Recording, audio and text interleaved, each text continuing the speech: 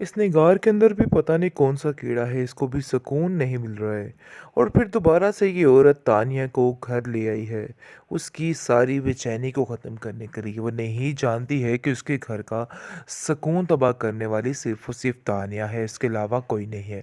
लेकिन इन सब बातों की निगार को बिल्कुल समझ नहीं आ रही। लेकिन खैर वो अपने खाला होने का फ़र्ज़ निभा रही है और बताना चाह रही है कि तुम अकेली नहीं हो तानिया, मैं तुम्हारे साथ हूँ, परेशान नहीं होना है। लेकिन आप देखेंगे कि दूसरी तरफ वो हर रिश्ते को भूल चुकी है, उसको समझ ही नहीं आ रही क्या करें। क्योंकि ज़ावियार इस चीज़ के लिए बिल्कुल भी राज़ी नहीं हुआ कि उसका भाई जुनैद उसके साथ उस घर में रहे, और साफ-साफ उसने कह दिया है कि वो इंसान इस घर में नहीं आ सकता है। ये बात तो तय है और आखिरी है। लेकिन दूसरी तरफ जैसे ही जुनैद को पता चलता है कि वो उस घर में अब दोबारा नहीं जाने वाला है, क्योंकि उसकी माँ उसको कहती है कि हम तुम्हारा बहुत ख्याल रखेंगे, मैं तुम्हें अपार्टमेंट में भेज दूंगी, सारा सिस्टम वहीं पर होगा। जिसको सुनकर वो काफ़ी ज़्यादा हैरान हो जाता है और कहता है कि आखिर आप कैसी बातें कर रही हैं, ऐसा कैसे हो सकता है, कोई इतना संगदिल कैसे हो सकता है, मुझे तो समझ ही नहीं आ रही कि आप वाकई में मेरी माँ हैं। आपको सिर्फ और सिर्फ ज़ावियार भाई की टेंशन है, मेरी नहीं है। आप बिल्कुल नहीं सोच रही हैं कि मुझे क्या करना है और क्या नहीं करना है।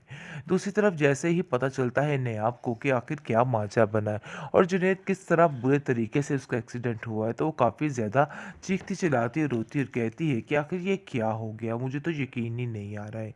इस परेशानी के आलम में उसको कुछ समझ नहीं आती और वो हॉस्पिटल में उसका पता करने के लिए आ जाती है। लेकिन दूसरी तरफ आप देखेंगे कि कैसे ही वो आती है उसका पता करने के लिए, फिर दोबारा से जो क्या कहते हैं ज़ावियार है और उसकी माँ है, दोनों आ जाते हैं और देखकर उसको काफ़ी हैरान होते हैं। और जिस पर निगार कहती है कि देख लो, ये लड़की अभी भी वहीं की वहीं खड़ी है, कैसी ढीठ लड़की है, मुझे तो समझ ही नहीं आ रही है।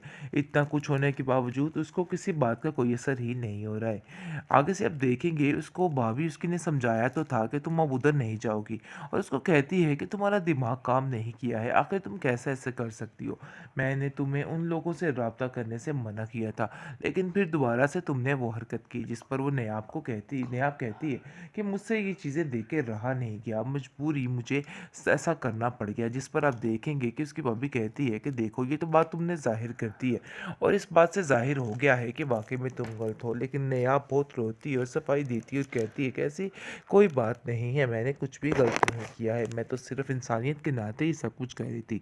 लेकिन कहानीकार वगैरह इसकी बात का यकीन करने वाले हैं, वो बेचारी खामोश हो जाती है और बड़ी सफाइयाँ देने के बाद यहाँ से चली आती है और वो कहती है कि तुम्हें यहाँ से अब कोई भी नहीं आने देगा, यानी कि तुम अब वापस कभी नहीं आ सकती, चाहे लाख पेपर बेलो, जो मर्जी कर लो। लेकिन आप देखेंगे कि जुनैद कहता है कि आप यहाँ से चली जाइए, यहाँ पर कोई भी आपकी बात को समझने को तैयार नहीं है।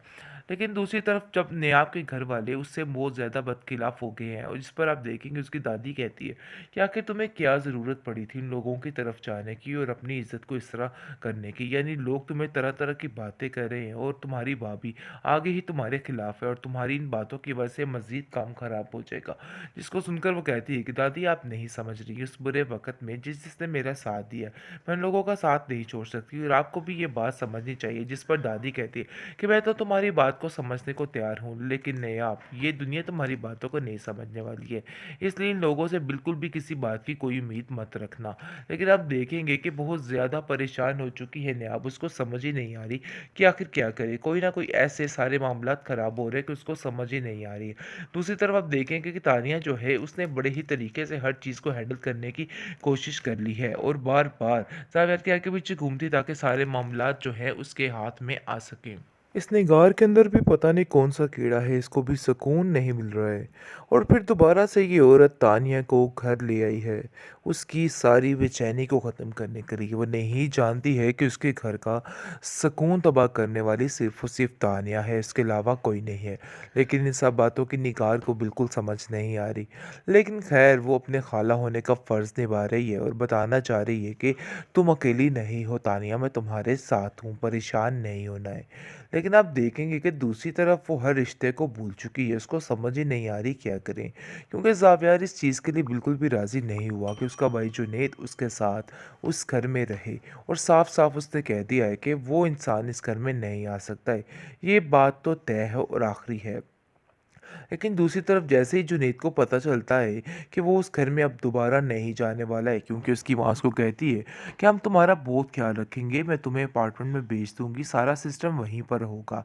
जिसको सुनकर वो काफ़ी ज़्यादा हैरान हो जाता है, कहता है कि आखिर आप कैसी बातें कर रही हैं, ऐसा कैसे हो सकता है, कोई इतना संगदिल कैसे हो सकता है, मुझे तो समझ ही नहीं आ रही कि आप वाकई में मेरी माँ हैं।